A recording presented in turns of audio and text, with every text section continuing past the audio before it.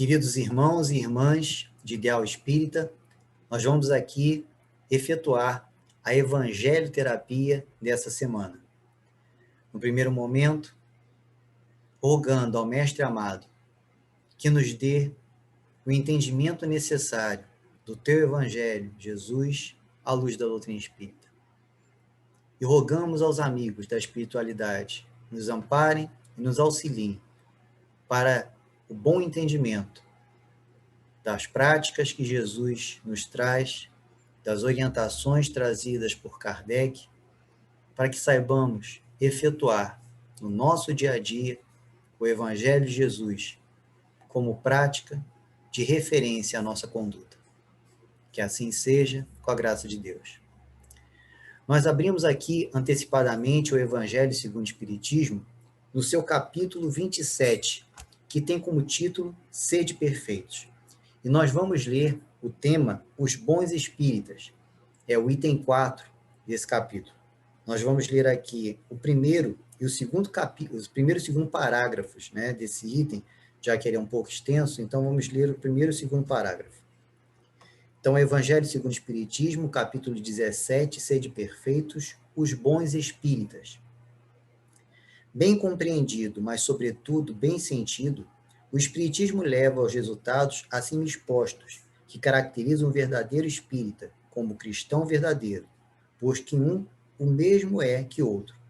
O Espiritismo não institui nenhuma nova moral, apenas facilita aos homens a inteligência e a prática da do Cristo, facultando fé inabalável e esclarecida aos que duvidam ou vacilam. Muitos, entretanto, dos que acreditam nos fatos das manifestações, não lhes apreendem as consequências nem o alcance moral, ou, se os apreendem, não os aplicam a si mesmos. A que atribuir isso? Alguma falta de clareza da doutrina? Não, pois que ela não contém alegorias nem figuras que possam dar lugar a falsas interpretações. A clareza é da sua essência mesma, e é de onde lhe vem toda a força, porque a faz ir direto à inteligência. Nada tem de misteriosa e seus iniciados não se acham de posse de qualquer segredo oculto ao vulgo. Então, aqui no item 4, né, no princípio, fala, bem compreendido, mas sobretudo bem sentido, o Espiritismo leva aos resultados acima expostos. Quais são esses resultados acima expostos? Né? Vamos fazer essa colocação aqui. É o item 3 desse capítulo, que trata sobre o homem de bem. O homem de bem é aquele que busca, então, viver a prática daquilo que Jesus ensinou. Viver a lei de justiça, amor e caridade. Estar o mais sintonizado e conciso possível às leis divinas. Então, esse aqui é o homem de bem. Então, exatamente nesse item 4, fala que o Espiritismo leva os resultados acima expostos. Então, o Espiritismo propicia aqueles, né, que o professam se tornarem homens de bem. Então, propicia que o homem venha a vivenciar na sua existência as práticas do Cristo, os ensinamentos do Cristo, e possa viver, né, de uma forma mais plena a lei de justiça, caridade e amor, que é a lei máxima que rege todas as leis divinas e naturais, em todo o seu processo. E aí coloca assim, caracteriza um verdadeiro espírita como cristão verdadeiro, pois que um o mesmo é que o outro. Então, o espírita, ele deveria ser o cristão verdadeiro. Nossa, André, mas é muito difícil ser cristão. Eu conheço uma pessoa que fala isso. É muito difícil ser cristão. E é. Porque ser cristão é exatamente você viver, né, experienciar, praticar os ensinamentos do Cristo. Nós sabemos que estamos muito longe de viver de uma forma plena os ensinamentos do Cristo.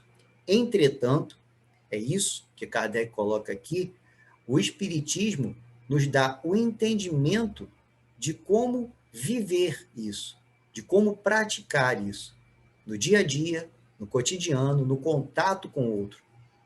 Então, o Espiritismo ele vai nos dar o caminho, assim como Jesus deu há 2000 anos atrás, o caminho de orientação.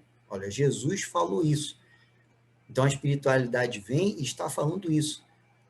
A prática dos ensinamentos do Cristo nos aproxima dele, nos aproxima a uma vivência daquilo que ele ensinou, que ele mesmo, né, exemplificou no seu cotidiano, no seu dia a dia. Então, o Espiritismo nos aproxima de tornarmos cristãos, de nos tornarmos homens de bem.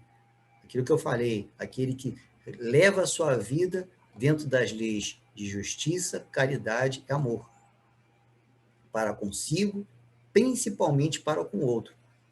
Então, o Espiritismo, ele não vem trazer nada novo. Ele vem pegar os ensinamentos do Cristo e esclarecer de uma forma mais aprofundada para nós. Exatamente coloca aqui, ó, o Espiritismo não institui nenhuma nova moral, apenas facilita aos homens a inteligência e a prática da do Cristo, facultando fé inabalável e esclarecida aos que duvidam ou vacilam. Então, se nós duvidamos ou vacilamos, muitas das vezes, naquilo que Jesus ensinou, vem o Espiritismo, vem as vozes do alto a nos falar, não, é assim. Isso que Jesus falou é assim que tem que ser feito. Isso que Jesus propôs é assim que vós tens que fazer. Então, nós temos que começar a entender isso. Que o Espiritismo, ele nos dá a possibilidade de nos transformarmos. Muitas das vezes, né, está no Evangelho segundo o Espiritismo, não é esse capítulo, né, o Consolador prometido. Jesus prometeu aos seus discípulos, rogarei meu Pai, e ele vos enviará outro Consolador em meu nome. E aí nós aprendemos, por meio da espiritualidade, que esse Consolador prometido por Jesus é exatamente o Espiritismo. E o que nós vamos fazer com isso? Vamos nos vangloriar, vamos achar que nós somos o máximo, né? Que o Consolador prometido por Jesus é o Espiritismo? Não. Nós temos que parar para pensar que o Espiritismo tem uma importância ímpar na nossa história espiritual. Nós estamos tendo uma nova e grandiosa oportunidade, porque todos nós, né, passamos por outras experiências religiosas, nesta encarnação ou encarnações pregressas. Nós fomos ou católicos ou protestantes, nesta encarnação ou encarnações pregressas. Pouquíssimos espíritos estão reencarnando agora e foram espíritas em outra vida. A maioria de nós não foi. Então, nós estamos tendo a oportunidade, com o Espiritismo, de nos tornarmos perfeitos. Nós estamos tendo a oportunidade, como é colocado aqui, o Espiritismo não traz nada diferente. Ele simplesmente exemplifica as práticas do Cristo, para que, se ainda duvidamos ou vacilamos, nos peguemos a esse exemplo. Emmanuel mesmo falou para Chico, se um dia algo que eu disser estiver contra aquilo que Jesus colocou, ou que Kardec tem escrito, me esquece, acompanha Jesus e Kardec. Jesus é referência, guia e modelo. E Kardec vem exatamente codificar esse Consolador prometido. Ao invés de acharmos que somos favorecidos, deveríamos parar para pensar a enorme responsabilidade que temos em mãos, porque estamos tendo uma oportunidade de reformulação mais forte, mais íntegra, mais acentuada. Consequentemente, seremos cobrados na mesma proporção ao desencarnarmos. Dona Nancy várias vezes disse para nós, no Zico Horta, não esquece, meu filho, mais será cobrado a quem mais foi dado. Palavras de Jesus. O que Dona Nancy falava com isso? Tudo aquilo que estávamos aprendendo ali, na casa de Zico Horta, tudo aquilo que estamos aprendendo aqui, temos que colocar em prática, porque seremos mais cobrados. Temos um entendimento muito maior. Isso faz com que tenhamos uma responsabilidade muito maior. Então, se uma pessoa comete um equívoco por falta de um esclarecimento, de entendimento, ela tem uma atenuante no seu equívoco. Se nós, espíritas, temos um entendimento e um esclarecimento e cometemos o mesmo equívoco, nós temos uma agravante, porque tínhamos, no mínimo, a obrigação de nos lembrar daquilo que aprendemos e nos esforçarmos para colocar em prática. Porque o Espiritismo não traz nada novo. Kardec coloca aqui, não constitui nenhuma nova moral, apenas facilita aos homens a inteligência e a prática da do Cristo. Então, o Espiritismo pega a moral do Cristo, os ensinamentos do Cristo, para que nós venhamos ter a inteligência, a compreensão mais esclarecida. Entretanto, temos que fazer o quê? Colocar em prática, facultando fé inabalável e esclarecida aos que duvidam ou vacilam. Então, se nós duvidamos ou vacilamos, o Espiritismo nos dá essa fé inabalável. A fé inabalável, como diz Emmanuel, de dizer assim, eu acredito, não, eu sei. Eu sei que eu irei responder por todos os meus gestos e atos. Eu sei que o conhecimento da doutrina espírita que me traz fará com que eu seja mais analisado, porque eu tenho não um novo entendimento, não uma nova moral, eu tenho a moral do Cristo para analisar, refletir e botar em prática. Como eu disse e torno a repetir, uma pessoa que eu conheço fala, é muito difícil ser cristão. É. Mais difícil ainda quando você é espírita. Porque nós já tivemos em vidas passadas acesso às informações do Cristo, ao Evangelho de Jesus, ao entendimento da sua moral. E muitas das vezes nos equivocamos.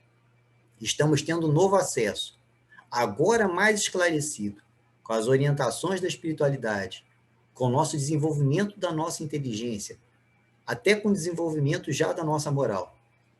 Estamos tendo novo acesso à moral do Cristo. O que vamos fazer com isso? O que estamos fazendo com isso? Estamos colocando em prática? O Espiritismo está nos fortalecendo a fé? Não está criando em nós dúvida ou vacilação? Meu Deus do céu, olha o mundo do jeito que está. Será que Jesus está vendo isso tudo? Claro que Jesus está vendo isso tudo.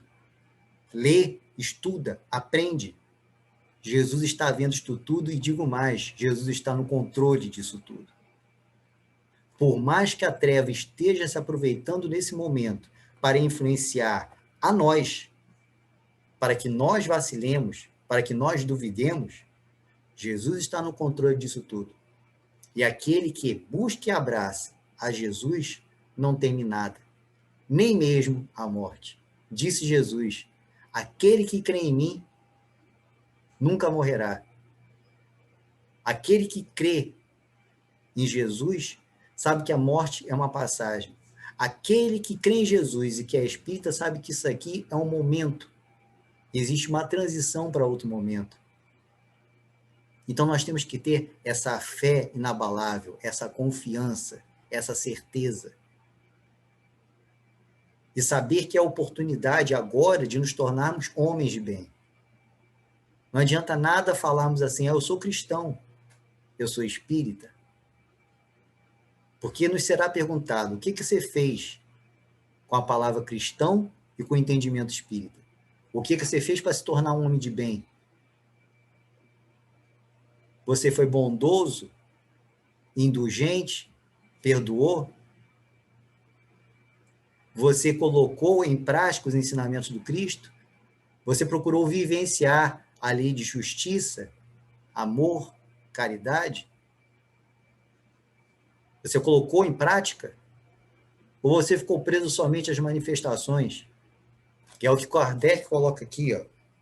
Muitos, entretanto, dos que acreditam nos fatos das manifestações, não lhe apreendem as consequências, nem o alcance moral, ou, se os apreendem, não os aplicam a si mesmos.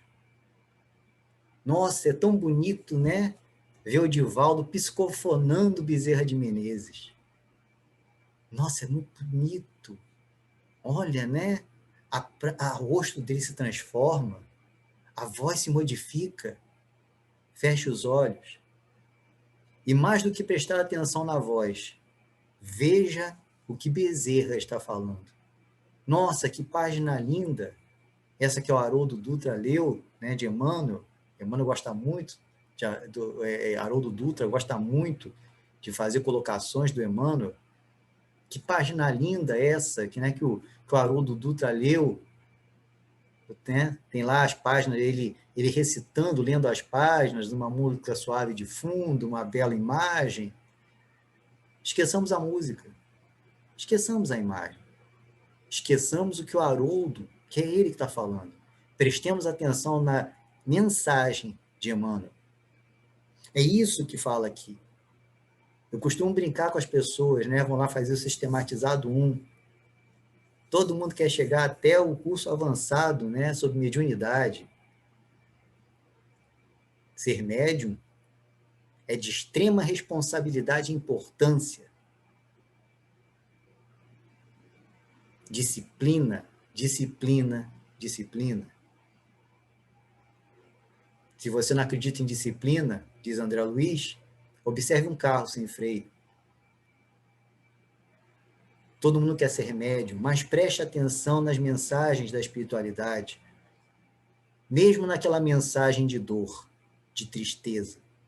Mesmo naquela mensagem, às vezes, de um obsessor, de revolta, de ódio. Prestem atenção na mensagem, porque aquela mensagem tem como base um ensinamento. O ensinamento do que eu devo e não fazer. O ensinamento do que eu posso e não fazer. O ensinamento de como eu devo me portar. De como não devo me portar. Para quê? Para que possamos experienciar, vivenciar os ensinamentos do Cristo. O Espiritismo não traz nenhuma nova moral. Traz somente aquela do Cristo. A mesma.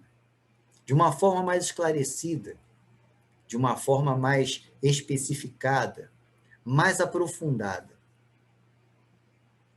Nossa, eu queria tanto, André, que o meu marido se tornasse espírita. Ele não é espírita, ele não faz nada, não vai a lugar nenhum. Queria tanto que ele fosse um zico-horta comigo. Mas quem está no zico-horta, minha filha? Eu. Queria que meu marido viesse. Quem sabe, né? Ele não precisa, mas você precisa. Porque você que está no zico-horta. Nossa, eu queria tanto que o meu filho adolescente fosse para a mocidade, né? Mas ele não vai. Mas o seu filho sabe que existe mocidade? Sabe, mas ele fica brigando, diz que não quer ir. Acompanha ele na mocidade. Ah, mas eles falam que, né? Que isso, mãe? Eu já sou quase um homem de 15 anos. Você vai me levar na mocidade? Vai, leva. Acompanhe. Pô, meu filho, eu vou levar. Não estou fazendo nada, né? Sábado de tarde. Em vez de ficar vendo Luciano do Huck, vou levar você até a mocidade. Não vou subir, não. Vou parar ali embaixo no ovo. Depois eu venho pegar você. Se você quiser, eu te espero na esquina. Mas vai. Estimula ele aí. E você? Você está indo na palestra? Ah, vou levar meu filho para evangelização. Que bom. Que bom. Você não vai ficar aí? Não, não, eu tenho algo para fazer, mas tem a escola de paz. Participa, é bom. Não, tem que fazer umas compras. Gente, mas o mercado fecha 8 horas da noite. Pode fazer as compras depois da evangelização. Participa da escola de paz. Seu filho está na evangelização. E de que adianta o evangelizador evangelizar seu filho, mas você, mãe e pai, não é evangelizado? De que adianta você assistir a palestra e pensar assim, queria tanto que a minha esposa estivesse aqui, mas é você que está lá, é você que precisa ouvir. Mas eu queria que ela fizesse isso, que o meu filho fizesse isso, que minha mãe, que meu pai, que meu marido, que a minha esposa, que a minha tia fizessem isso. Mas você está fazendo isso? Porque você que está ali, ouvindo, lendo, tentando compreender. Então, nós temos que entender aquilo aqui.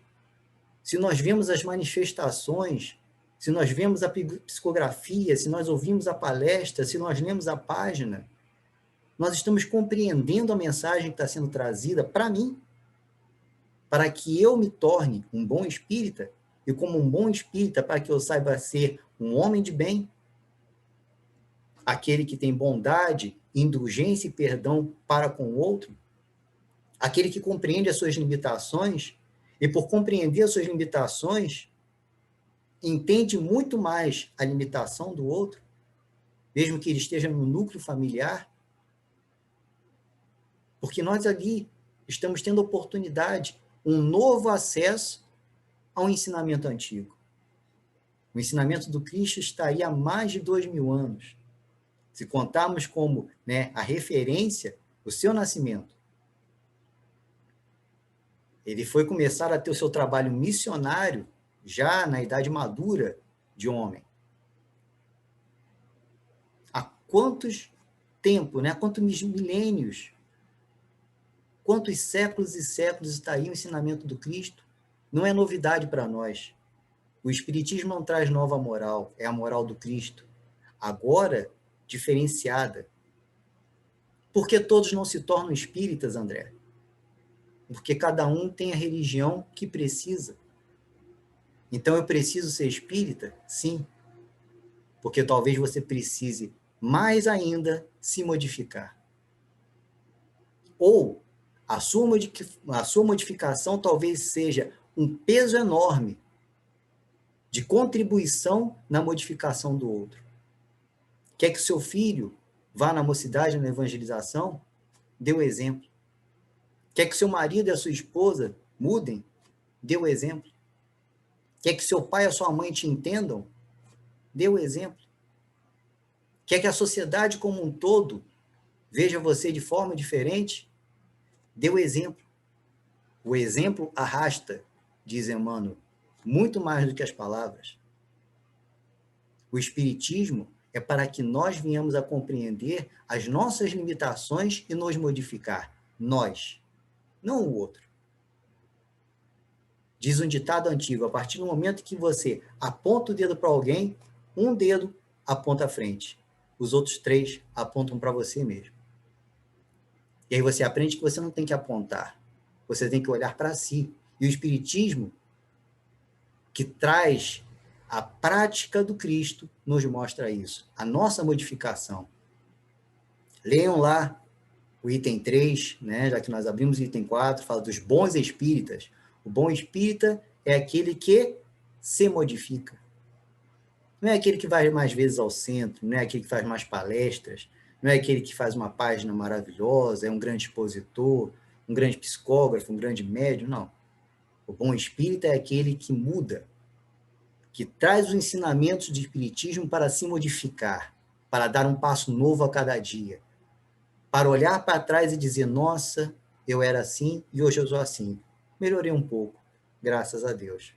Vou melhorar mais, porque o meu objetivo é a frente, é seguir em frente. Nas sábias palavras de Chico, eu não posso escrever o meu passado, mas eu posso reescrever um novo futuro. Então vamos nos empenhar para isso. Entendimento todos temos. Temos essa possibilidade. Coloca aqui.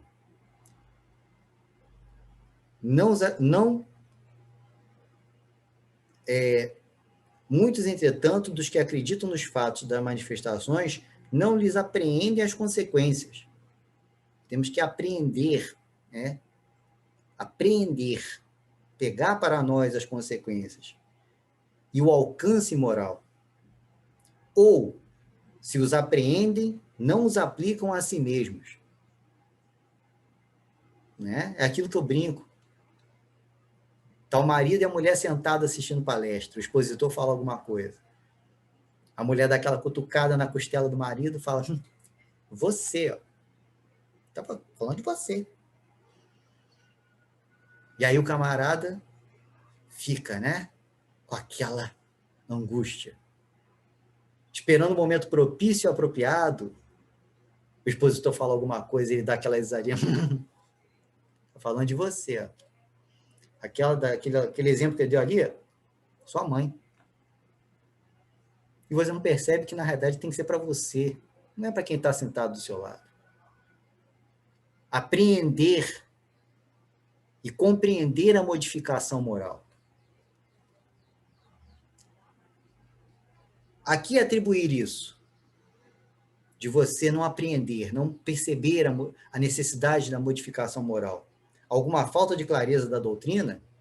Não, pois que ela não contém alegorias nem figuras. Ela é ali, incisiva, objetiva. Se não apreendemos e não percebemos a transformação moral, se às vezes nos prendemos somente às manifestações, é porque não entendemos ainda que se faz necessário a nossa modificação, o aprendizado ser interiorizado, trazido para o meu dia a dia, para a minha vivência, da hora que eu acordo, da hora que eu durmo, e como espírita que eu sou, entendendo que até dormindo eu tenho que buscar modificar. Então nós temos que entender isso, que para nos tornarmos bons espíritas, é um caminho para nos tornarmos homens de bem.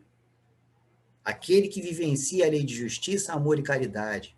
Aquele que tem bondade, indulgência e perdão para com todos. Aquele que percebe que tem que mudar a si próprio. Não a ninguém. Jesus não obrigou ninguém a segui-lo, nem mesmo seus discípulos. A alguns ele convidou. Outros foram se aproximando dele por conta de terceiros. Mesmo aqueles que os seguiam mais de perto, foram se aproximando dele porque quiseram. Não houve obrigação nenhuma imposta por Jesus. Mas ele dava o exemplo, ele mostrava. E na hora do martírio, na hora do corpo ensanguentado no madeiro, ele estava sozinho,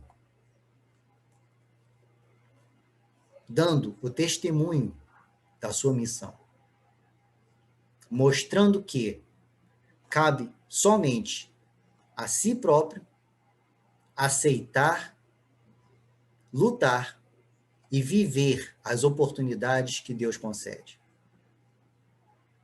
Se queremos nos tornar bons espíritas, nos tornemos homens de bem. Se queremos ser homens de bem e bons espíritas, esforcemos-nos incansavelmente na nossa modificação dioturna, de todo instante.